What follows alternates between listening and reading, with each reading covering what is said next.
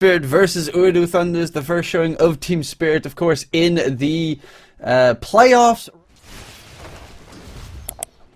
Now I'm really curious as to what he builds in the late game. Nice stun coming out from Noob, and first blood secured onto Laurel. De-ward the lane. Try to keep him alive as he got owned early, but instead, oh no. Looks like they're going to get a little bit of revenge onto this Clockwork. IO Clockwork, hard to kill and mobile. Tiny, super tanky. Mirana can leap away. Speaking of leaping, there's a charge forward. They manage to get the control in onto Noob. And the assassinate from Lol gets the kill. Push away from Mira. But with the Laguna from TA2K, it's going to be Mira in a lot of trouble. And the Tiny should fall. He's just trying to drag them away as much as possible. And keep them distracted before he falls. Such good stalls, still not taking out all the avalanche on the 3 to follow or surrender it. They choose the latter option. Well, they are rotating through. Looks like the rotate's going in, so now this fight can start. The Clockwork with the cogs a bit short to connect on the Tiny. And then a beautiful toss back, even though the Laguna Blade with the right click will be enough to remove him. Now he's starting to get those Maledict levels, has his ult of course, and it's the Mirana again caught out. Not so fortunate this time. The Phantasm with the response, all that right click. The favor still in the way of Team Spirit, but at least early on with this lead, Ooredoo is finding the success as we start this team fight. Tiny with the immediate counteraction into the Witch Doctor. That Guardian Greaves and sustain with the IO is so strong, but the black hole separates them in a way that IO can't sustain to respond. I don't actually know what the base movement speed is of Witch Doctor, but Clockwork is a stupidly fast hero, so that's a rather surprising aspect. Hookshot comes in, control onto Laurel. They're trying to burst him down quickly. They have some CK illusions, but the bounce coming in. Yatoro needs to get away. They don't have Black Hole, and that's exactly why Ooredoo is getting so aggressive. They don't have anything really to fear with the Black Hole on cooldown. Oh, they gotta be careful. Mirana ulti has been used. They spot Noob, but the relocate comes in. Could get a nice black hole play there onto the relocate targets, but they're just gonna back off on the side of Team Spirit. The risk is a little bit too high, and Collapse is actually going to get caught as well. They find another double kill. Speaking of which, they're heading out towards top.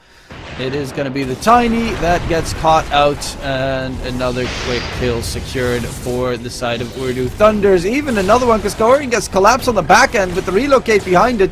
Collapse is going to get caught out again, and another double kill in the top lane. I guess they're just trying to keep getting farm on the CK for him to grow. I don't consider going for the Mage Slayer soon. In for Kaori. Using the Echo Saber to get the BKB, wants to transfer and get full value out of it.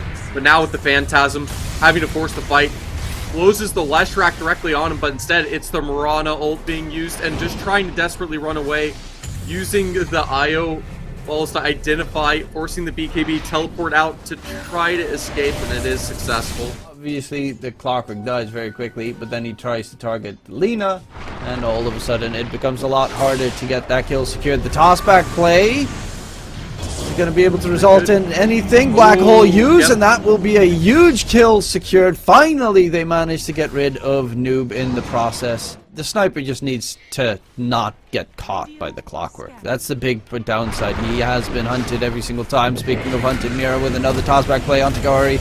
They do manage to get the quick kill. However, Yotaro is actually dealing a lot of damage to Voiter, but his BKB has been used, so he needs to back off. They want to re-engage. Doesn't matter. The IO's shutting up the Witch Doctor. Yeah, they're going to try to run from this. They've been caught out. They have the info. Oh, that good drag back from Yotaro! But they were able to get that's such a clutch to catch the Lina off guard. Catch her out. The illusions are removed. The Maledict's on this CK, and of course he still has that armlet toggle, so he has to be so careful about this. The Witch Doctor able to confirm the kill on Yotaro, despite as good as the play was. Trying to get the sniper to start right-clicking down the Lesh, start going back for the creeps, and this fight is sustained. It's still going. Now with the re-initiation from Ooredoo and Team Spirit trying to back out instead. They found the info on a tiny, but won't even be able to get him. Yatoro, there is a fight brewing. Miposhka's arrow, I think, just gave enough vision, but there's a hook shot coming in. Beautiful hook shot. But Yatoro pops a There's BKB. no Phantasm. And the tossback play as well. The Witch Doctor's just melting. Oh, the relocate save! Oh.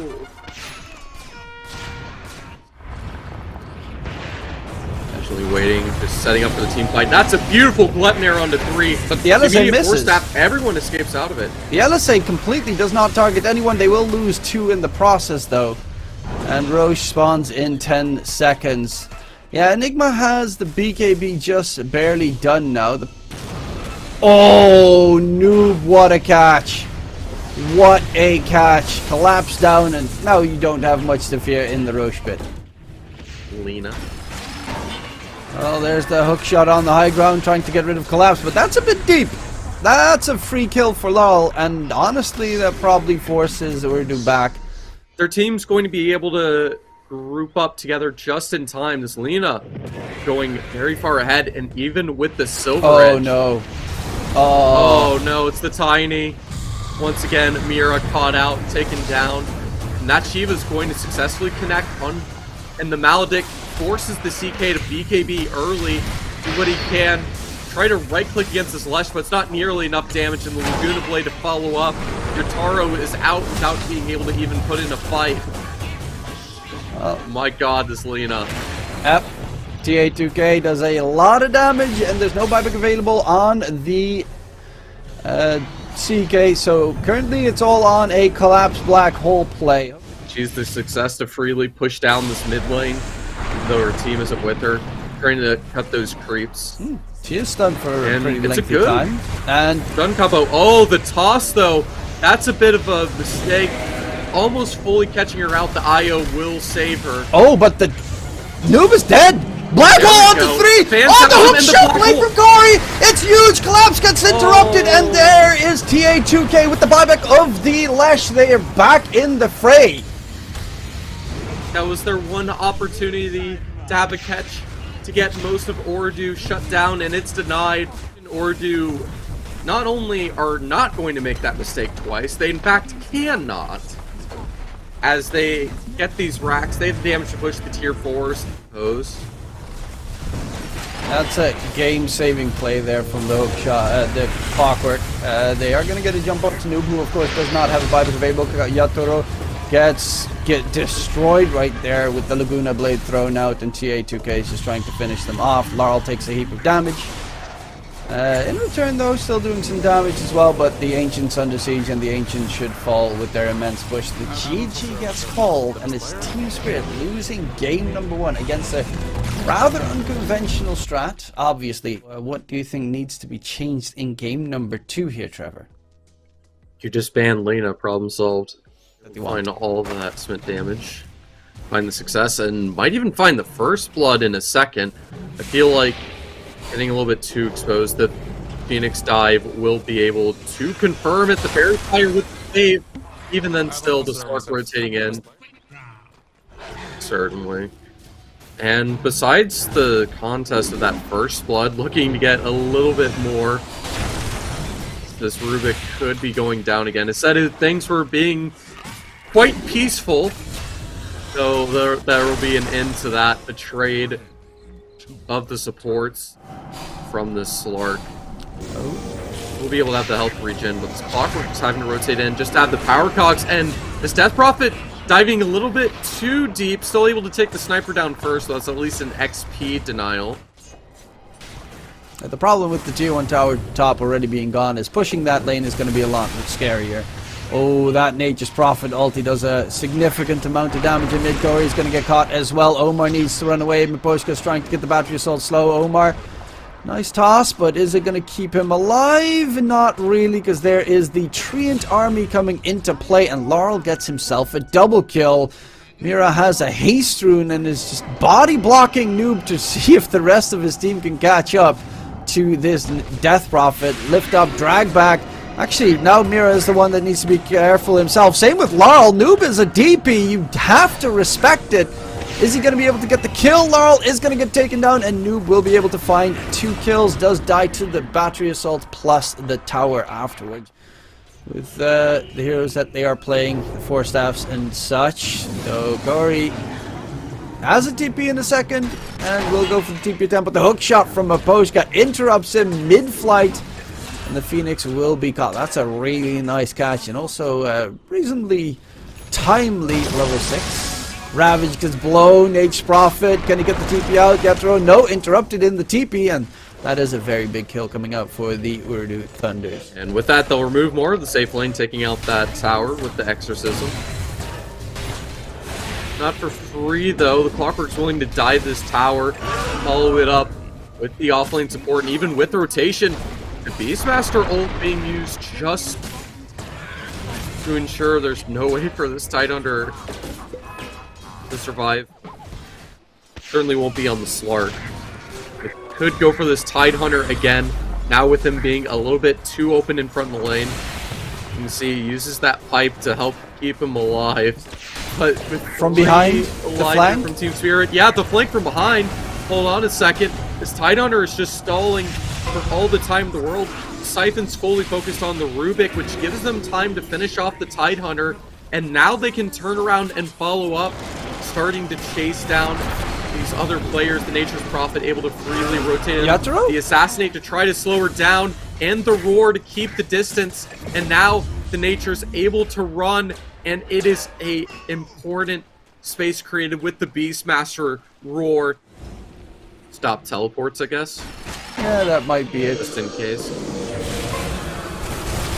Oh, the Exorcism pop. Miposhka going for that early contact on the Phoenix with the Rubik. Instead, they both should be taken out as the full Ooredoo team is here. You can see the reason they went for it. Certainly makes sense now.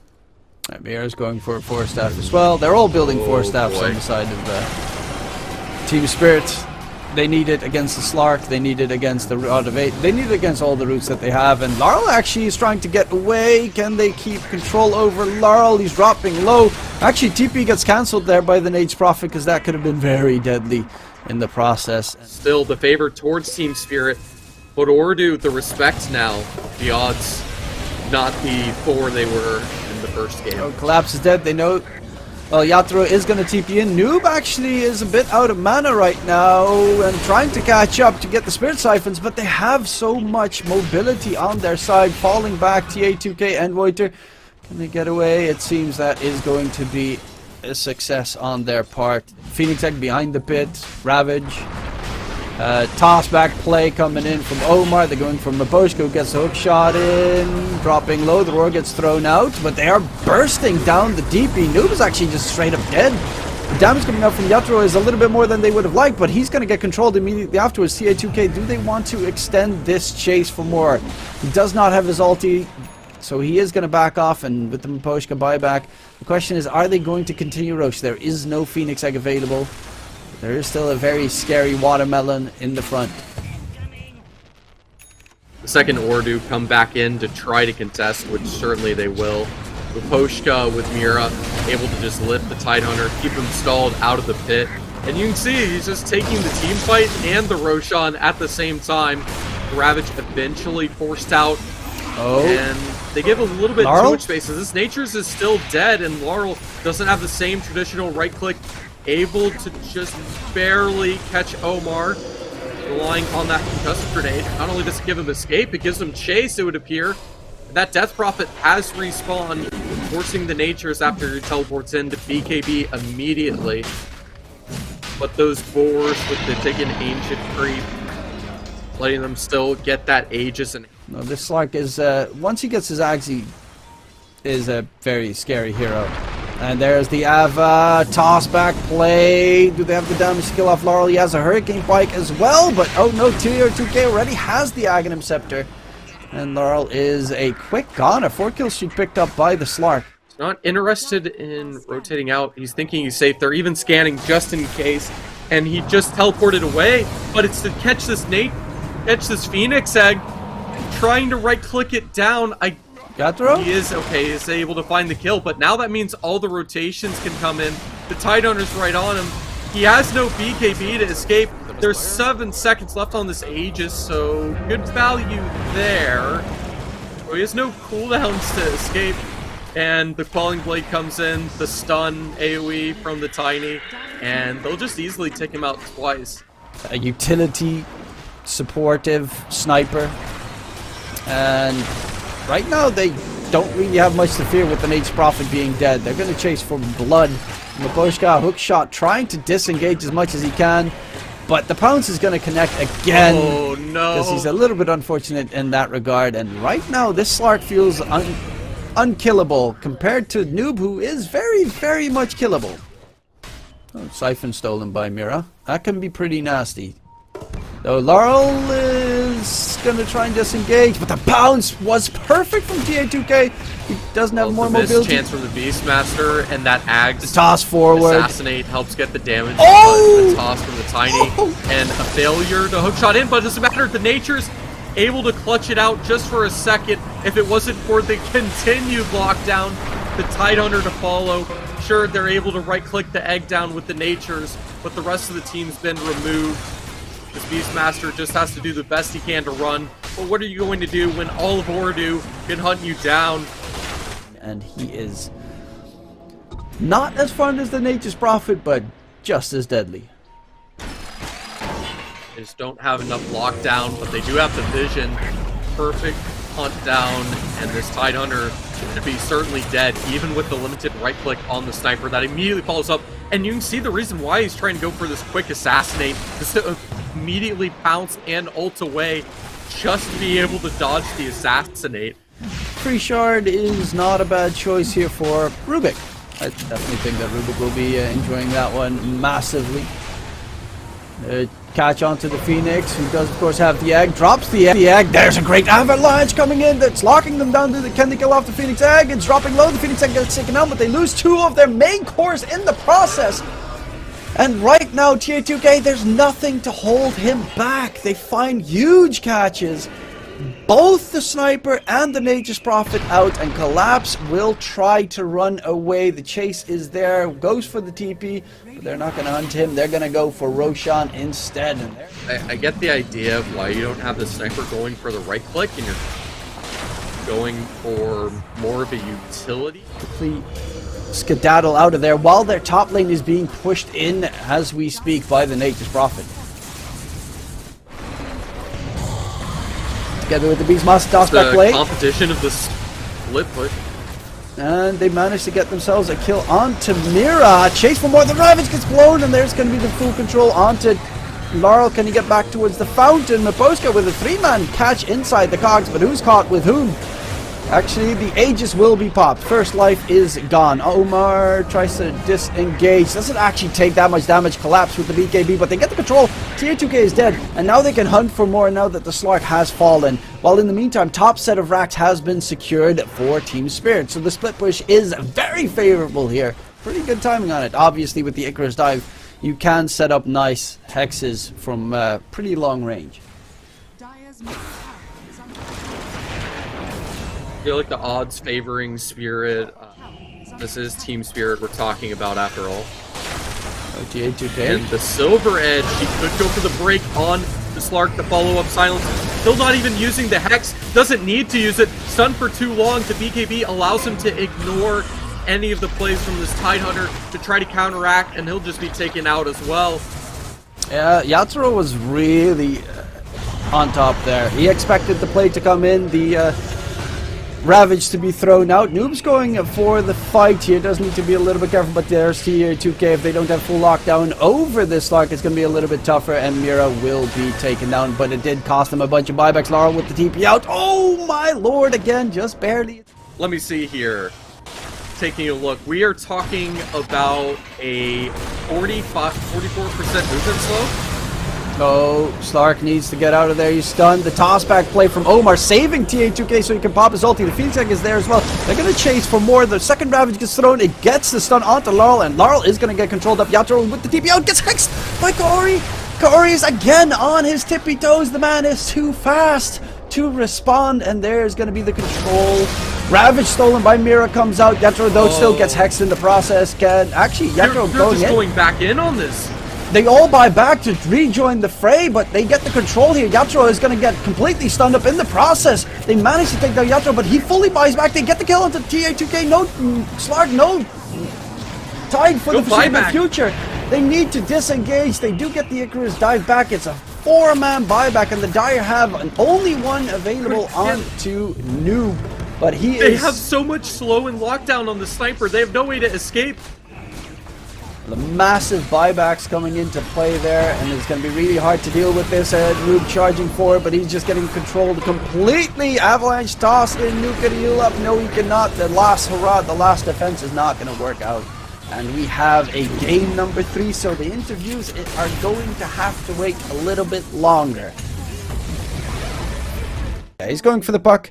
That one is pretty easy to dodge anything that the Pango throws at you, and it is probably Noob's best hero. He's able to find that space. Meanwhile, Yutaro able to snack on Omar's courier, and will snack on Omar on top of it. Yeah, that's first blood secured for Team Spirit. And bottom lane, it got very close right now. Speaking of close, they're going in. TA2K gets a kill onto Collapse, but not before Collapse at least gets the experience onto Kaori. Mira wants to go for more, but TA2K can just swap towards Strength and should be fine. It's always a little bit dangerous. Mira has level 2 Fade Bolt. Voiter is being slowed down completely, and with the headshots from Yatoro coming through, can Voiter get himself out of there? Laurel, in the meantime, dies to Omar's rotation towards mid, but it is going to be Voiter losing his life. Well, there's a sentry ward, so they know that Maposhka was in his right next to them, and they are going to go in onto Kaori. That should most likely be a dead Clockwork. Waveform forward. TA2K does manage to find a kill in return, while Noob gets another kill onto Laurel. But a lot more blood being hunted. This team's ready to contest and fight their way through.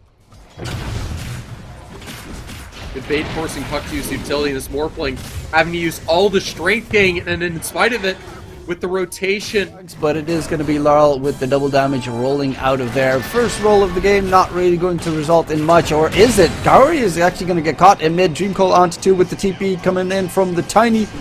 It's a very slow TP, but there's TA2K on the Morphling joining in. They get another kill. Third death of Laurel so far. Maposhka is going to get jumped at and chased down and should die to Noob, who is on that puck looking incredibly powerful.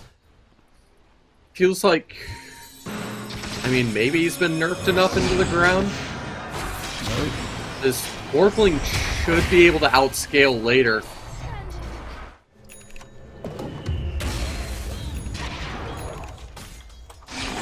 It's a fairly good idea, and I'd say it's working, considering he's in the top of the net worth, over 1,000 net worth ahead of the puck. The Exorcism dedicated, that won't stop using the Rolling Boulder to be able to get away. Going to be able to ignore the Exorcism, and with the Beastmaster Roar, with the flank, and even the Sniper rotate, so much damage to be pumped out. Pango almost being isolated, and he'll even stick in the fight to make sure to get that XP from the Sniper, obtaining the kill onto the Morph. The puck will be able to take out Beastmaster at least. This should be a lost mid tower, and it might cost him everything. The Rubik coming in clutch, Mira locking him down. Especially Morph is not a super good hero when you're an item timing behind the enemy. Oh, Corey is another easy pick. Yatoro can just pop shot everyone. He's on 8 kills so far without a single death on this sniper. Oh boy. Stolen coil. And oh no, the stolen coil too. Not only are you having a hard time finding effectiveness with this coil, you're having the puck steal it. Not able to have any success either. Well, that's okay. The Rolling Thunder is going to come on in. That's going to be 2 taken out. Even using the scan to check a flank from the south. That won't be coming in. It'll be from the north directly in. They found the Clockwork. He gets the hook shot off, but that's all he'll find.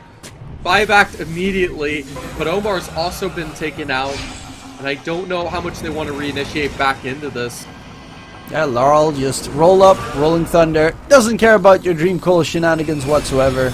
And we'll be able to get out. Assassinate from Yatro to add insult to injury. Secure that kill. And Roche should be able to be taken. They want to try. And the DP will be respawning. Oh, the lift! Already gone. Oh, the timing. The Rubik too quick. They have a counterplay towards the high ground. Nice roll-up timing there. But still is going to get silenced up in the process. Can he get away? No, he cannot. Laurel is dead, but Yatro TP through. And TA2K, look at that damage!